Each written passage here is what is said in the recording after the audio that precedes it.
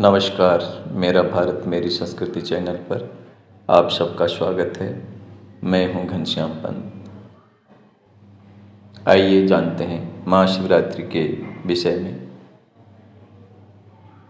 महाशिवरात्रि के दिन बन रहे हैं दुर्लभ योग। जानिए शुभ मुहूर्त, पूजा विधि और कथा। फाल्गुन महीने के कृष्ण पक्ष की चतुर्दशी को महाशिवरात्रि का व्रत किया जाता है। 11 मार्च को चतुर्दशी तिथि 2:41 से प्रारंभ होती है और जो 12 मार्च को 3:02 तक रहेगी। इस बार चतुर्दशी तिथि में रात्रि का समय 11 मार्च ही रहेगा और शिवरात्रि में रात के समय चतुर्दशी तिथि का विशेष महत्व है, क्योंकि शिवरात्रि का अर्थ है शिव की रात्रि और चतुर्दशी तिथि पूरी रात रहेगी। इसलिए महाशिवरात्रि का व्रत 11 मार्च को किया जाएगा। इस दिन भगवान शिव की पूजा से हम लोगों को विशेष फलों की प्राप्ति होगी। 11 मार्च को सुबह सूर्योदय से 9:24 तक शिव योग बनता है। इसके बाद सिद्ध योग प्रारंभ हो जाएगा, जो कि 12 मार्च सुबह 8:29 तक रहेगा। शिव योग में किए गए सभी कार्य शुभ फलदायी होते हैं। इसके साथ ही रात 9:45 तक धनिष्ठा नक्षत्र रहेगा। उसके बाद शतभिषा नक्षत्र प्रारंभ हो जाएगा।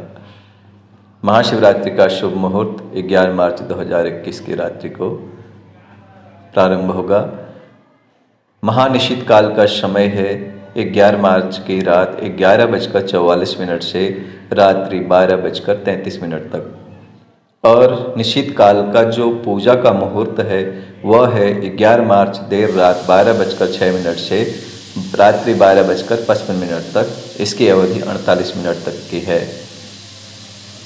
और इस व्रत का जो पारायण होगा, पारणा कहते हैं जिसे, वो 12 मार्च सुबह 6:36 से दोपहर 3:04 तक रहेगा। आचार्य इंद्र प्रकाश के अनुसार शिवरात्रि के दिन सबसे पहले चंदन के लेप से आरंभ कर सभी उपचारों के साथ भगवान शिव की पूजा करनी चाहिए। शांति पंचामृत से भगवान शिव को स्नान कराना चाहिए। ओम नमः शिवाय मंत्र का जाप भी करते रहना चाहिए। साथ ही शिव पूजा के बाद गोबर के उपलों की अग्नि जलाकर तिल, चावल और घी की मिश्रित आहुति देनी चाहिए। इस तरह से होम के बाद किसी भी एक साबुत फल की आहुति दें। सामान्यतया लोग सूखे नारियल की आहुति देते हैं। व्यक्ति यह व्रत करके ब्राह्मणों को खाना खिलाकर और दीपदान करके स्वर्ग लोक को प्राप्त कर सकता है। महाशिवरात्रि की पूजा विधि के विषय में अलग अलग मत हैं। सनातन धर्म के अनुसार भगवान शिव के लिंग को स्नान के लिए रात्रि के प्रथम प्रहर में दूध, दही, घी और चौथे प्रहर में मधु यानी शहद से स्नान कराना चाहिए। चारों प्रहरों में शिवलिंग स्नान के लिए भी विशेष रूप से मंत्र हैं। प्रथम प्रहर में ओम ह्रीं ईशानाय नमः मंत्र से, और दूसरे प्रहर में ओम ह्रीं अघोराय नमः, तीसरे प्रहर में ओम ह्रीं वामदेवाय नमः, चौथे प्रहर में ह्रीं सद्योजाताय नमः मंत्र का जाप करना चाहिए। भगवान शिव का दूसरे, तीसरे और चौथे प्रहर में वृत्ति को पूजा, अर्घ्य, जप और कथा सुननी चाहिए। स्तोत्र पाठ करना चाहिए। साथ ही प्रातः काल अर्घ्य जल के साथ भगवान शिव से क्षमा याचना भी करनी चाहिए।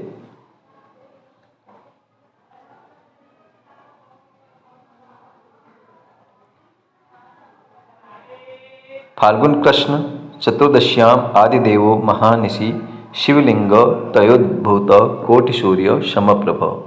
फाल्गुन कृष्ण चतुर्दशी को महानिशित काल में आदिदेव भगवान शिव करोड़ों सूर्य के समान प्रभाव वाले लिंग रूप में प्रकट हुए थे।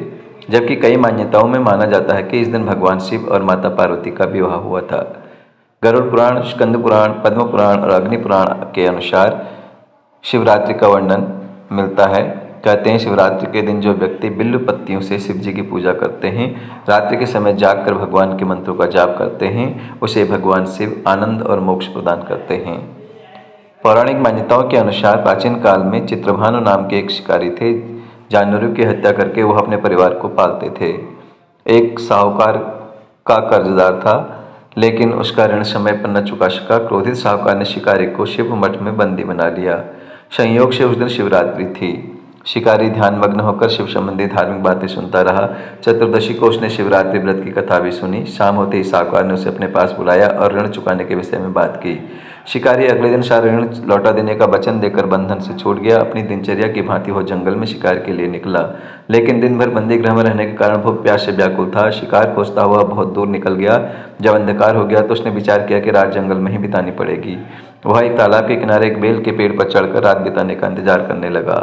बेल वृक्ष के नीचे शिवलिंग था जो बेल पत्रों से ढका हुआ था। शिकारी को उसका पता न चला। पड़ाव बनाते समय उसने जो टहनियाँ तोड़ी वही संयोग से शिवलिंग पर गिरती चली गई। इस प्रकार दिन भर